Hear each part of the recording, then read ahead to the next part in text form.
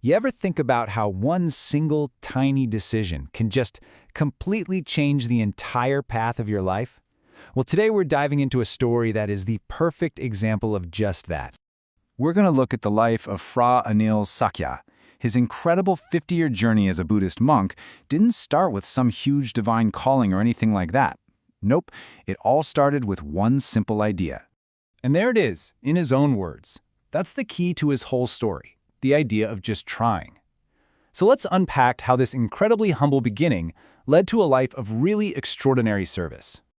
Okay, so our story starts back in the early 1970s, and it doesn't even begin in a temple. It starts with a relief mission and a chance stopover that would kick off a chain of events nobody saw coming.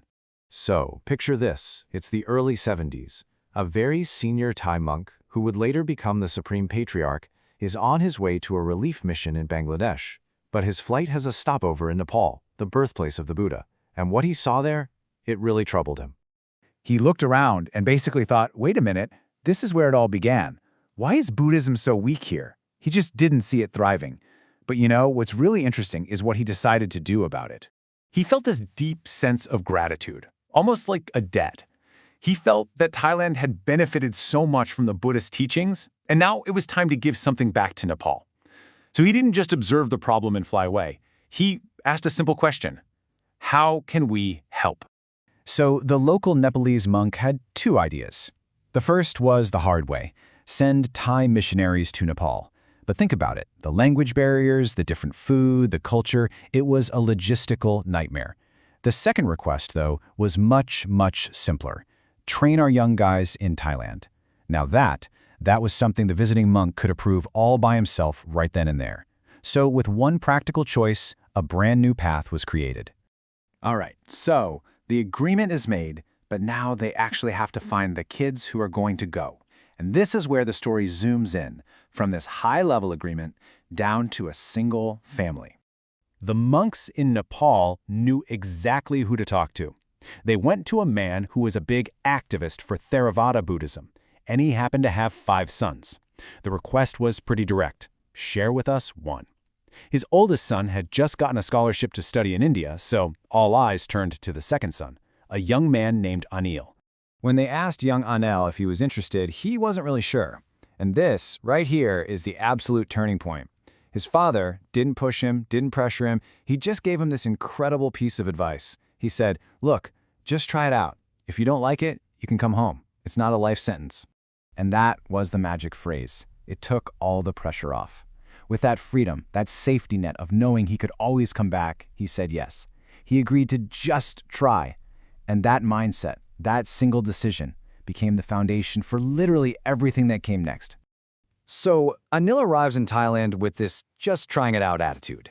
And his journey from there was, well, anything but ordinary, especially when it came to his education. He was basically taken under the personal wing of the very man who started this whole thing, the monk who was now the Supreme Patriarch of Thailand. Imagine getting one-on-one lessons in English and Thai from him. A lot of his education wasn't from books. It was just from being by his master's side, watching and learning by example. It was this really rare, deep mentorship, which he then combined with formal university. And his formal studies were seriously impressive. After getting his bachelor's in Thailand, his master sent him to England. He went on to get a master's degree from Cambridge and then a PhD in social anthropology from Brunel University in London. I mean, what an incredible academic journey. So, let's fast forward. What does a life built on just trying look like after half a century? Well, the student became a true leader, and his impact has been absolutely immense. Just check out the range of what he's done. He's been a professor at universities all over the world. He's the honorary rector of the World Buddhist University. But his teaching isn't just in fancy classrooms. He teaches top judges and government officials in Thailand. And at the very same time, he's teaching inmates in prisons all over the country. And on top of all of that, he's the spiritual governor for the monks in 8 whole provinces in northern Thailand. The spectrum of his work is just, wow. 50 years, half a century, and it all started from that one moment, that one simple willingness to try something new without knowing where it would lead. And this brings us right back to the beginning, to his own words. It just perfectly sums up this whole incredible story. That one tentative try just blossomed into a lifetime of dedication and leadership. So the story of Fra Anosakya kind of leaves us with a powerful question for ourselves. It's a challenge, really, to look at our own lives and ask, what great adventure might be waiting out there for us if we just gave ourselves permission to just try?